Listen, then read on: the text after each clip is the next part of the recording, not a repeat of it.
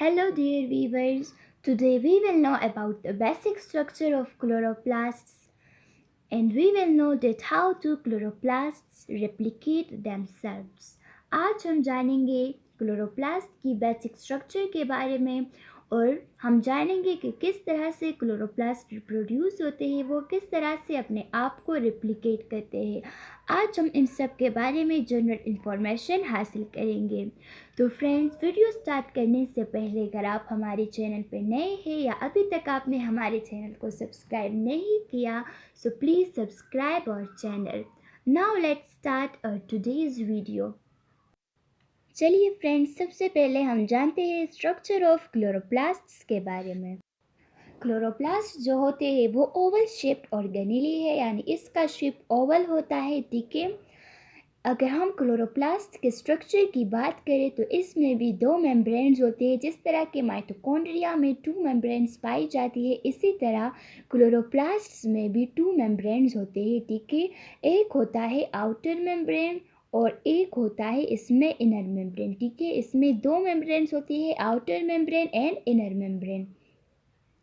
अब outer membrane और inner membrane के दरमियान जो रीजन पाया जाता है उस रीजन को हम इंटर मेम्ब्रेन स्पेस कहते हैं। ठीक है, सो इजी आउटर मेम्ब्रेन, जो बाहर वाला मेम्ब्रेन होगा वो आउटर मेम्ब्रेन होगा, जो इनर वाला अंदर वाला मेम्ब्रेन होगा वो इनर मेम्ब्रेन होगा, और आउटर और इनर मेम्ब्रेन के दरमियान जो स्पेस पाया जाएगा, जो खाली जगह पाई जाएगी, उस जगह को हम इंटर मेम्ब्रेन स्पेस कहते हैं। ठीक है, अब इनर मेम्ब्रेन में जो सब्सटेंसेस पाई जाती है वो हम डिस्कस कर लेते हैं। तो सबसे पहला है हमारे पास स्ट्रोमा। स्ट्रोमा एक फ्लूइडी पोर्शन होता है। ठीक है, क्लोरोप्लास्ट के अंदर स्ट्रोमा एक फ्लूइडी पोर्शन होता है, लिक्विड पोर्शन होता है, जिसके अंदर प्रेजेंट होते हैं डीएनए, राइबोसोम्स प्लस प्रोटीन्स। ठीक है, तो इसका मतलब हो गया कि इसमें राइबोसोम्स प्रेजेंट है, सो ये अपने प्रोटीन्स खुद बनाता है। इसके अलावा इसमें डीएनए भी है।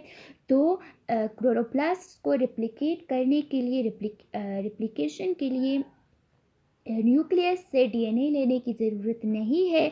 इसके पास अपनी डीएनए प्रेजेंट होती है, जिसकी वजह से ये आसानी विद इन अ सेल अपने आप को रेप्लिकेट कर सकता है। इसके बाद आता है हमारे पास एक राउंड स्ट्रक्चर, और उस राउंड स्ट्रक्चर को हम कहते हैं थाइलाकोइड। ठीक है, एक राउंड स्ट्रक्चर को हम थाइलाकोइड कहते हैं।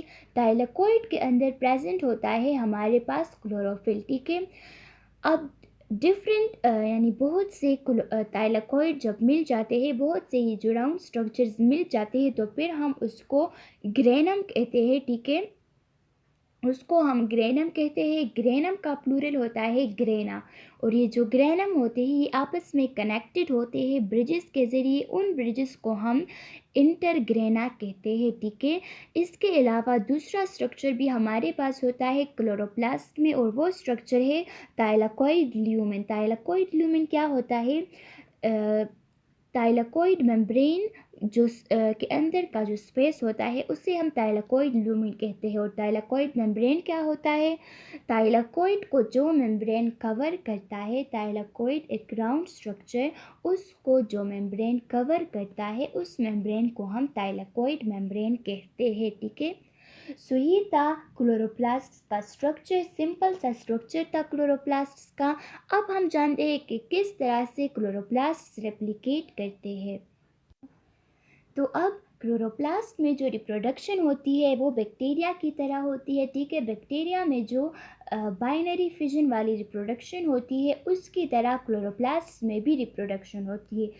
चलिए अब थोड़ा सा जान लेते हैं हम बैक्टीरिया की रिप्रोडक्शन के बारे में। तो बैक्टीरिया जो होती है उसमें एसेक्सुअल रिप्रोडक्शन होती है ज़्यादातर, कभी कभार उसमें सेक्सुअल रिप्रोडक्शन हो जाती है। ठीक है, लेकिन वो कंप्लीटली सेक्सुअल रिप्रोडक्शन नहीं होती, वो पार्शली सेक्सुअल रिप्रोडक्शन होती है, लेकिन फिर भी हम उसको सेक्सुअल रिप्रोडक्शन कहते हैं। अब बैक्टीरिया की एसेक्सुअल रिप्रोडक्शन की भी डिफरेंट टाइप्स है, लेकिन जो सबसे मेन टाइप होता है, जो सबसे ज़्यादा होता है बैक्टीरिया में, तो वो है हमारे पास बाइनरी फिजन।